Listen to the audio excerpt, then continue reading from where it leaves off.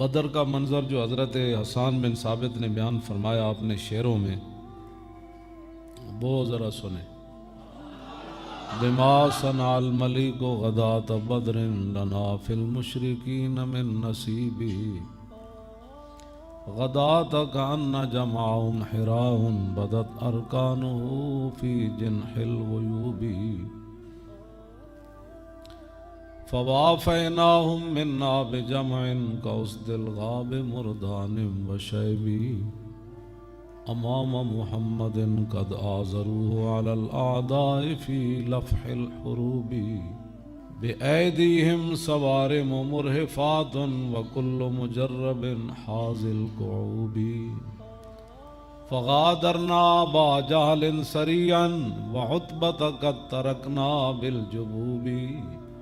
يناديهم رسول الله لما قذفناهم كواكب في الكليب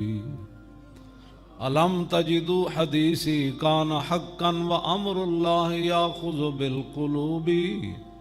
فما نطقوا ولو نطقوا لقالوا صدقت وكنت ذا رأی مصیب۔ فرمایا اللہ کا بڑا فضل ہوا، بدر والے دن اللہ نے ہمارے اوپر احسان فرمایا،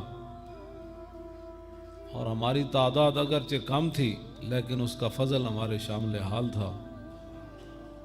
فرمایا ان کا لشکر جو تھا حد نگاہ ہمیں نظر آ رہا تھا، تو ان کے لشکر کو دیکھ کر نہ ہم ڈرے نہ ہم دبے، اور پھر ہم نے بھی ان کا مقابلہ اسی طرح کیا جس کر و فر کے ساتھ وہ آئے تھے، اور ہمارے اندر بوڑھے صحابہ بھی تھے اور جوان بھی تھے،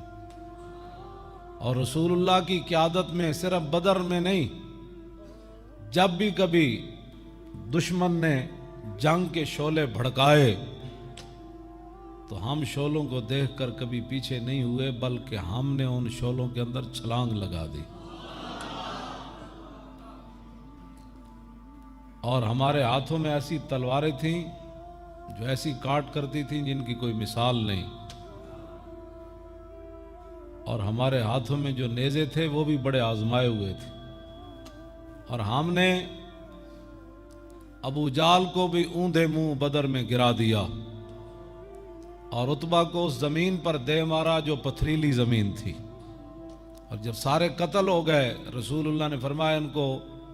بدر کے اندھے کنویں میں ڈال دیا جائے، تو فرماتے ہیں رسول اللہ پھر اس کنویں کے باہر کھڑے ہوئے کنارے پر، اور آپ نے فرمایا کہ آج تمہیں پتہ چل گیا میں اللہ کا برحق نبی ہوں، اور تمہیں پتہ ہے کہ رب العالمین کہ جو نافرمان ہو اللہ اس کے دلوں کو پکڑ لیتا ہے، اس قوم کے دلوں کو اپنے اللہ پکڑ لیتا ہے۔ تو حضرت حسان فرماتے ہیں فما نطقوا ولو نطقوا لقالوا صدقت وكنت ذا رأی مصیب۔ فرمایا وہ بول نہیں سکتے تھے، اگر بولتے تو کہتے ہاں جی آپ سچ فرمایا کرتے تھے۔ ابو سفیان بن حارث جو فتح مکہ کے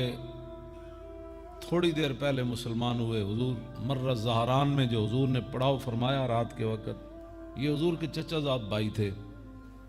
اور رسول اللہ ان سے بڑے ناراض ہوئے، بلکہ حضور ان کا اسلام قبول بھی نہیں کر رہے تھے۔ ادھر سے آئے کلمہ پڑھنے کے لیے، حضور نے رخ انور ادھر پھیر لیا، جب ادھر سے آئے تو حضور نے ادھر پھیر لیا، اور قریب تھا کہ صحابہ کی تلواریں اٹھ کھڑی ہوتی۔ انہوں نے پھر ام سلمہ ام المومنین حضرت ام سلمہ رضی اللہ تعالی عنہا سے جا کر عرض کی کہ آج سب کو معافی ہو رہی ہے، میرے لیے کوئی معافی نہیں، آپ میری سفارش کریں رسول اللہ سے۔ انہوں نے سفارش کی تو رسول اللہ نے ان کو بلایا، آپ نے فرمایا کہ میرا تو آپ کے سامنے بچپن بھی گزرا، پھر میری جوانی بھی گزری، تو نے کیوں انکار کیا تھا؟ وہ اور کرتا تو پھر اور تو بس انہوں نے سر جھکا لیا، حضور نے پھر ان کا اسلام قبول کر لیا۔ لیکن محدثین نے لکھا کہ پھر اس کے بعد 2 سال ہی حضور ظاہری دنیا میں جلوہ گر رہے، تو اس شرمندگی کی وجہ سے 2 سال کے اندر پھر ایک مرتبہ بھی نگاہ اٹھا کر حضور کا چہرہ نہیں دیکھا۔ جب بھی حضور کے سامنے جاتے تو شرمندگی سے اپنی نگاہیں نیچی کر لیتے تھے۔ ابو سفیان بن حارث، اور پھر انہوں نے غزوہ حنین کے موقع پر جب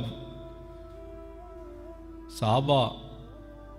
کے دلوں میں یہ خیال آیا کہ آج تو ہم بڑی تعداد میں ہیں. وہ قرآن مجید نے واقعہ پورا اس کا نقل کیا. تو جب رسول اللہ ادھر جا رہے تھے، آگے ہاتھی تھے، گھوڑے تھے، حضور جنگ کے لیے جا رہے تھے، اور حضور خود نعرہ بھی لگا رہے تھے، انا النبی لا کذب انا ابن عبد المطلب. حضور سفید خچر پر سوار تھے اور حضور تنے تنہا جا رہے تھے اس طرف. تو حضرت عباس سامنے آئے. یہ بھی اسوہ حسنہ بیان کرو نا جی، کہ ہزاروں کا لشکر ہو تو رسول اللہ تنہا بھی. فرماتے ہیں جس نبی کے خلاف تم آئے ہو نا، میں ہی ہوں، آؤ. چکا چک خنجر سے آتی صدا. اعلیٰ حضرت نے اسی طرف اشارہ کیا، چکا چک خنجر سے آتی صدا، مصطفیٰ تیری سہولت پہ لاکھوں سلام. حضور آپ کی تلوار سے جو آواز آئی نا، ہاں جی، چکا چک خنجر سے آتی صدا، حضور تو آڑی بہادری ہوتے لکھاں سلام ہو.